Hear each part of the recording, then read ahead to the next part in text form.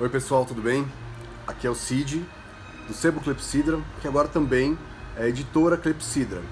E o nosso primeiro lançamento está pronto. Gostaria de falar um pouquinho sobre ele, né, aqui neste vídeo. Gostaria de falar um pouquinho sobre o autor, que é o Lord Byron, sobre a obra, que é o Manfredo, e sobre a tradução. Este livro, embora já tenha chegado, já esteja na loja, ele será lançado agora, dia 24, no sábado, na nossa loja, que fica na rua Doutor Cesário Mota Júnior, 296, na Vila Buarque, em São Paulo. Como vocês sabem, o Lord Byron é um dos principais nomes do romantismo inglês e mundial. Ele publicou uma série de obras de diferentes gêneros, né? E entre essas obras, ele publicou alguns dramas dialogados ou poemas dramáticos, né? Que são poemas como o Fausto, do Goethe, que não foram feitos para serem encenados, mas sim para serem lidos, né? O próprio Byron falou que esperava que nunca ninguém tentasse encenar o Manfredo.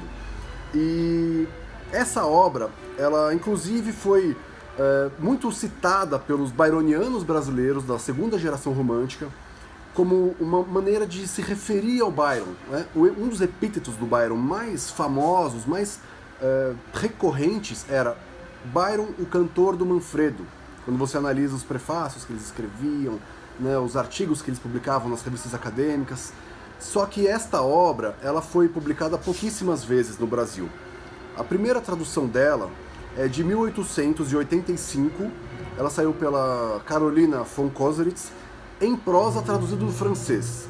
Depois, 4 anos depois, em 1889, saiu um livro chamado Dramas de Byron, né? Nós temos aqui algumas fotocópias, alguns microfilmes da edição original.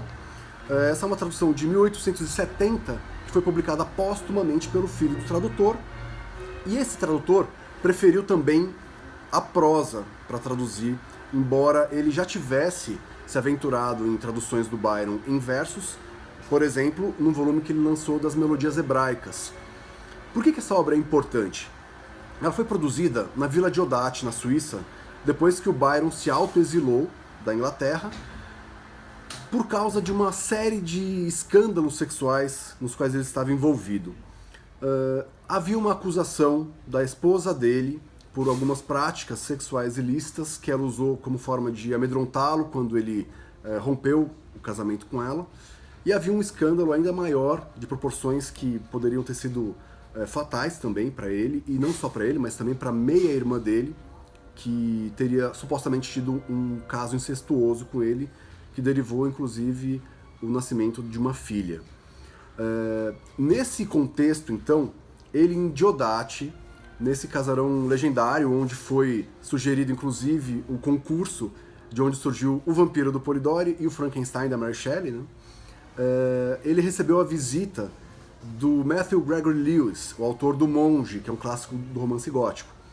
O Lewis teria recitado para ele, traduzindo de improviso do alemão, o primeiro ato do Fausto, que marcou muito o Byron, influenciou muito a escrita do Manfredo, que também traz muito desse contexto familiar dele, pessoal dele.